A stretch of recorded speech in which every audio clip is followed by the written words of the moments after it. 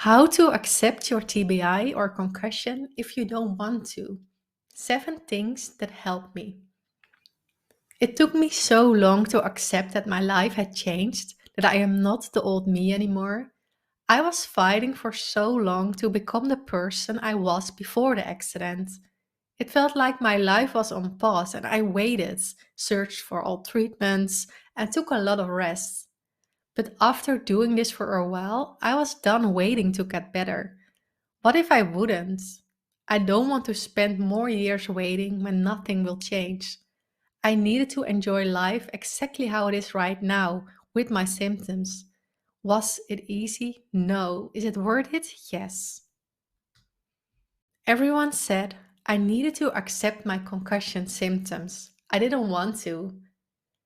In the first 2 years, more and more people started to tell me that I needed to accept my new life with this limitation instead of always looking for concussion treatment. It made me so sad and mad at the same time when people told me that.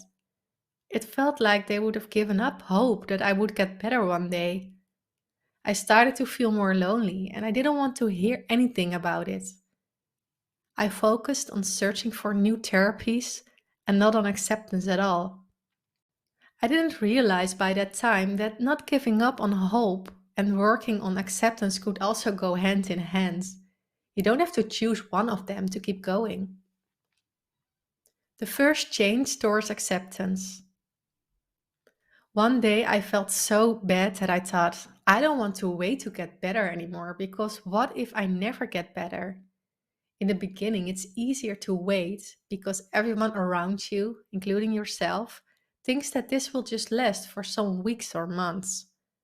But after a long time, 2 years for me, I started to adjust to the new me.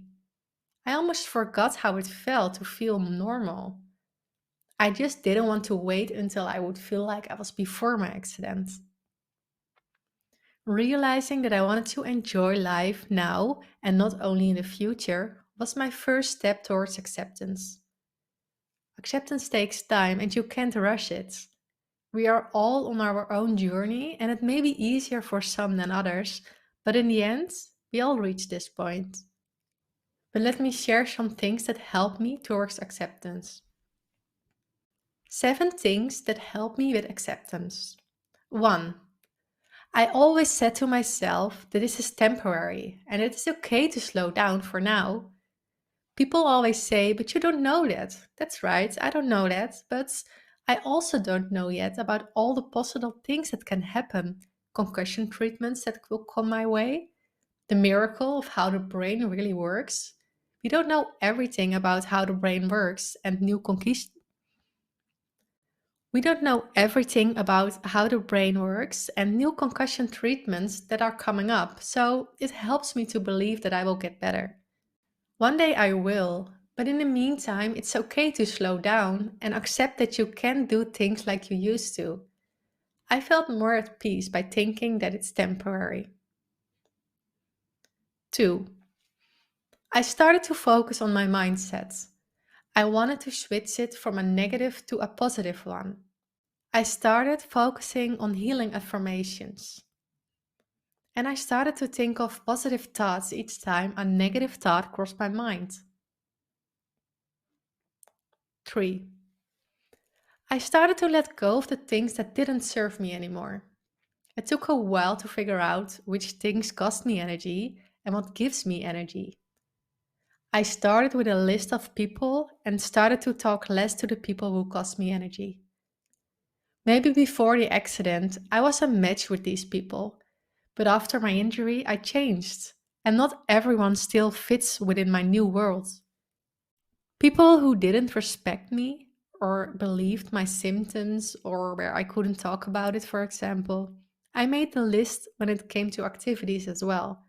For example, before the injury, watching television was relaxing, but now it costs me energy. So I replaced this with listening to a book with my eyes closed. Same for working out in a gym. I replaced this one with walking or running in nature. 4. Allow all emotions to be there. I fought for such a long time against my emotions. When I felt sad, I tried to ignore it. And when I felt angry, I didn't accept that it was okay to feel like that. Those feelings are totally normal after sustaining a concussion, and the more you let them in, the better you process those feelings. Putting them away can be done temporarily, but in the end, they will come out even stronger. This happened so many times when I tried to act normal in the beginning. I always reached a point where I couldn't act like things were normal, and I bursted into tears. Believe me, this happened many times, on a daily basis in the beginning.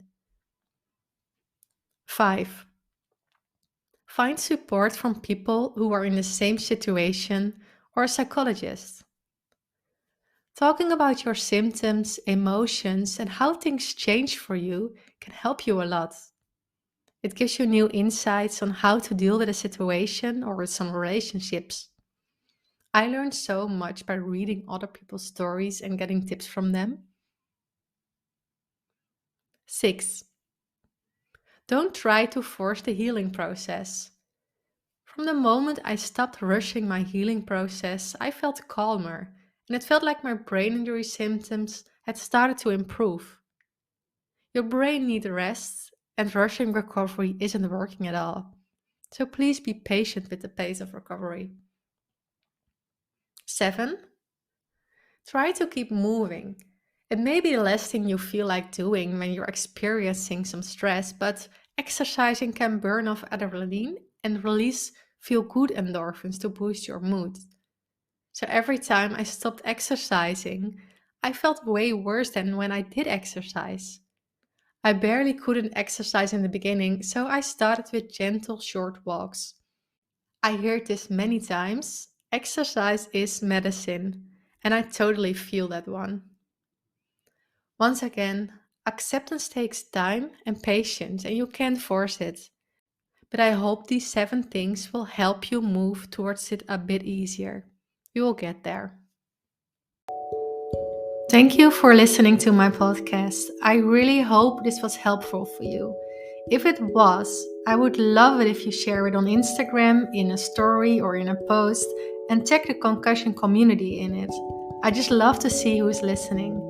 And one last thing, are you listening on Spotify or on Apple Podcasts? Would you maybe do one small thing in return? Leave a short review? The more reviews this podcast will get, the easier it is for other people to find this podcast and to feel less alone and lost in their journey. Thank you so much, and I hope to see you next time.